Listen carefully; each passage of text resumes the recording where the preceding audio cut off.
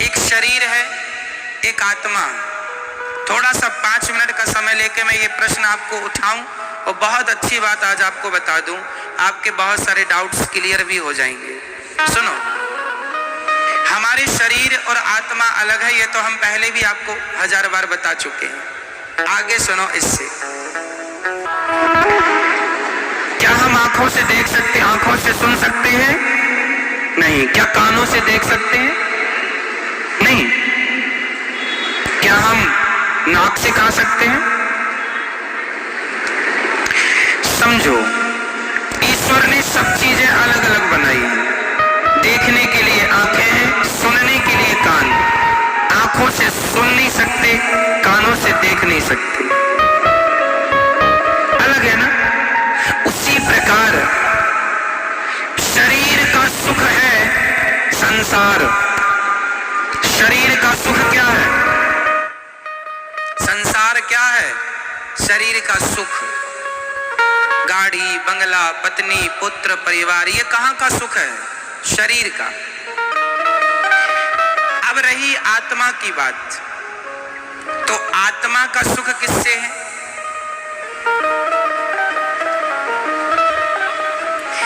समझो, सिद्धांत को समझो, साइंस को समझो। चलो मैं साइंस से जोड़ता हूं इस सब्जेक्ट। आप किसी भी वस्तु को ऊपर से छोड़ दीजिए, वो पृथ्वी पर जाके गिरेगा। साइंस कहता है गुरुत्वाकर्षण पृथ्वी में है। ये तो सत्य है कि गुरुत्वाकर्षण है, पर इसके अतिरिक्त एक सत्य और है, क्योंकि वो पृथ्वी का ही हिस्सा है। इसलिए अंश अपने अंशी की ओर भागता है। अंश हमेशा किसकी ओर भागेगा? अंशी की ओर।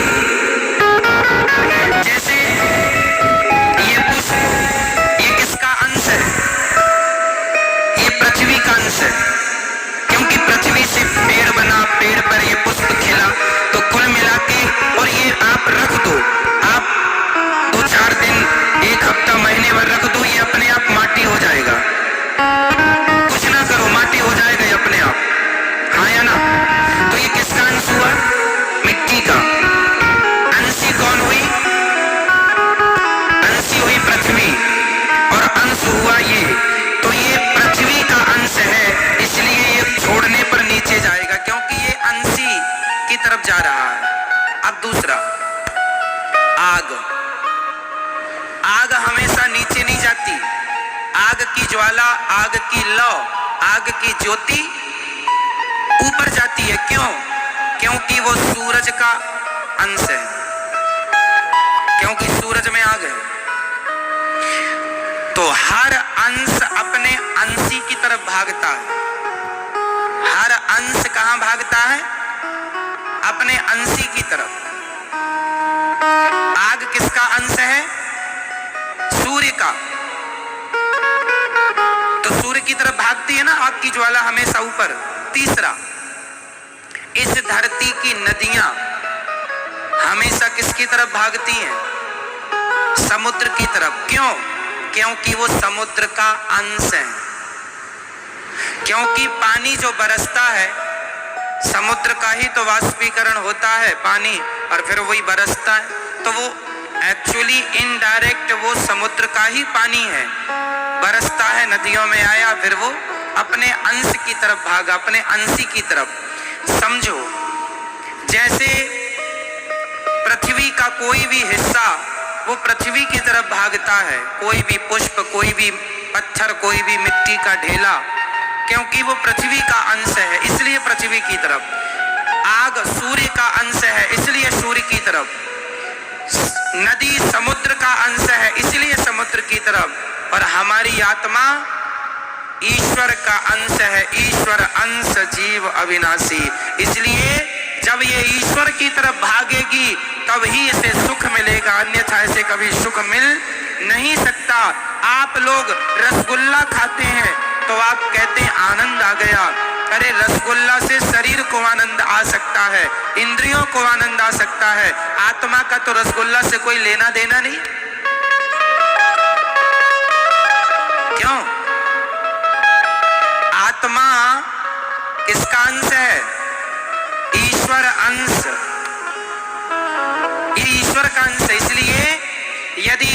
आत्मा को सुख देना है। आज लोग दुखी, सब कुछ है आपके पास, फिर भी आप अशांत हैं, फिर भी आप परेशान हैं, उदास हैं। क्यों? क्योंकि आप संसार में सुख ढूंढ रहे हैं। अब मिलेगा, अब मिलेगा। पागल हो, है ही नहीं, मिलेगा कहां से? जैसे आंख कभी सुन नहीं सकती, कान कभी देख नहीं सकता, उसी प्रकार आत्मा कभी रसगुल्ला खा नहीं सकती, आत्मा कभी पानी पी नहीं सकती, आत्मा को पैसों में सुख नहीं मिल सकता, संसार के भोगों में सुख नहीं मिल सकता। आत्मा का सुख तो परमात्मा में है। जितने जल्दी ईश्वर की तरफ बढ़ो लोगे, जितने जल्दी उसका ध्यान कर लोगे, उतने जल्दी सुखी हो जाओगे। सुखी होना चाहते हो तो भगवान की तरफ बढ़ो। और आप लोग शरीर को ही सुख देने में लगे हैं।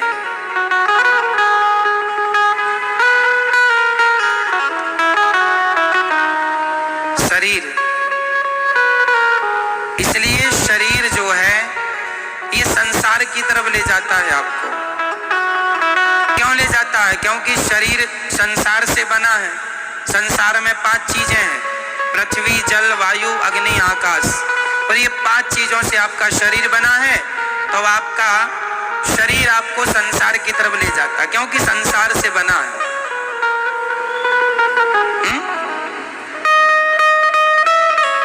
आपको आंख अच्छा अच्छा दिखाना चाहती है, इसको आप देख रहे हैं, आपको सुख मिल रहा है, पर यह सुख क्षणिक है।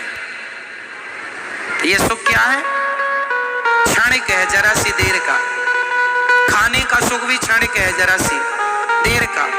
भोगों का सुख भी क्षणिक है, जरा सी देर का। आप जरा सी देर के सुख के पीछे सारी जिंदगी लगाए हैं, सारी जिंदगी। आपको लगता है अरे वो करोड़पति बन गया, मैं भी बन जाऊंगा, मुझे भी सुख मिलेगा। सब करोड़पति बन रहे हैं। पूछ लो करोड़पतियों से वो कितने सुखी हैं। सुख संसार में नहीं मेरी मां। शरीर का संबंध संसार से है, आत्मा का संबंध परमात्मा से है। और मैं शरीर नहीं, मैं आत्मा हूं। यदि यथार्थ सुख चाहते हो तो भगवान के बन जाओ। नाथ मैं आपको कभी भूलू नहीं है, श्रीमन नारायण मैं आपको कभी, मैं उनका अंश हूं। पर विडंबना तो देखो, एक शेर का बच्चा गीदड़ों के झुंड में मिल गया। वो गीदड़ों के झुंड में मिलकर वो भी गीदड़ों के संग रहने लगा, गीदड़ों की तरह व्यवहार करने लगा, खाने लगा, उन्हीं के संग सोए, उन्हीं के संग जागे, उन्हीं के संग रहे, उन्हीं को अपना बाप समझे, उन्हीं को माता। एक दिन शेर आया और शेर ने देखा कि में दहाड़ लगाई, तो उसके अंदर से भी वो शेर तो था ही, उसने भी दहाड़ा। शेर ने बुलाया, यहाँ तू शेर का बच्चा है, गीदड़ों के झुंड में क्या कर रहा है? बोले नहीं नहीं, हम तो गीदड़ ही है, ये सब हमारे रिश्तेदार हैं।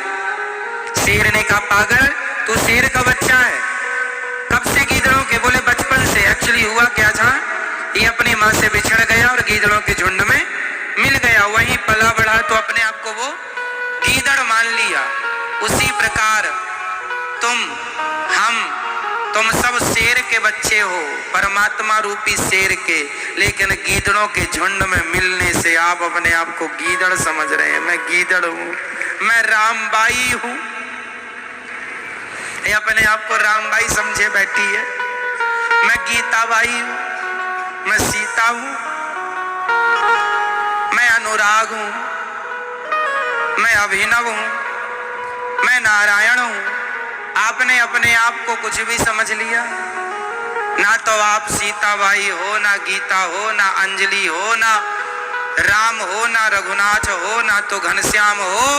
तुम शुद्ध आत्मा हो जो ईश्वर का अंश है। बस ये तुम्हारा परिचय। पर संसार में आए हो गीदड़ों के झुंड में होने से, हुआ, एक गीदड़ ने कहा हुआ, दूसरे हुआ हुआ। आज तक किसी ने नहीं पूछा क्या हुआ, क्या हुआ, नहीं बस हुआ हुआ हुआ हुआ। बाप दादे कह रहे थे हुआ, तो ये भी चिल्लाए पड़ा है हुआ हुआ हुआ। क्या हुआ कोई नहीं पूछ रहा है, सब हुआ हुआ हुआ। ये बड़ी विडंबना। इसलिए मेरी माँ, ना तुम किसी की माँ हो, ना तुम किसी के बाप हो, ना तुम किसी की चाची हो, ना चाचा हो, ना नाना हो, ना नानी हो। तुम सिर्फ आत्मा हो जो परमात्मा से मिलने के लिए व्याकुल हो। वो तड़प जाग जाए तो मिलना भी होए, पर विडंबना तो ये है तड़पता ही नहीं आदमी। पत्नी के लिए रो रहा है, परिवार के लिए रो रहा है, भगवान के लिए नहीं रोता। जाना सबको वही है मेरी माँ, अपना लोक परलोक ना बिगाड़।